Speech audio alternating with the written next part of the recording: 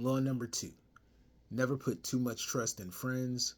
Learn to use enemies. And the link to the book is in the description below. Somebody that I look up to once told me, be mindful of those around you.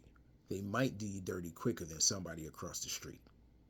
In kind of the same vein, Robert goes on to advise, be wary of friends. They will betray you more quickly, for they are easily aroused to envy.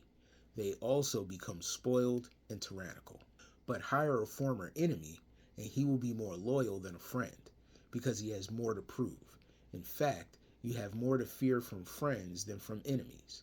If you have no enemies, find a way to make them. If you ain't got no haters, you ain't popping. That being said, the closest to you usually have the chance to cut you the quickest and the deepest.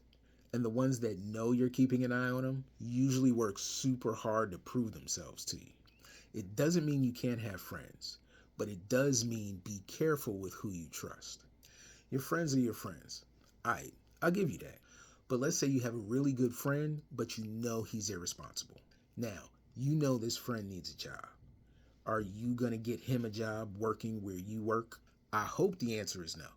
Because when this friend does what they're inevitably going to do, which is take your friendship for granted and start showing how irresponsible they are at the workplace, that's going to fall on you, the person who put their name on the line to get them the job in the first place. Yeah, they're going to be the one messing up, but you're the one that brought in the one that's messing up. So people are going to be looking at you. And even though you consider that person to be your friend, that person is also what smart people call a liability.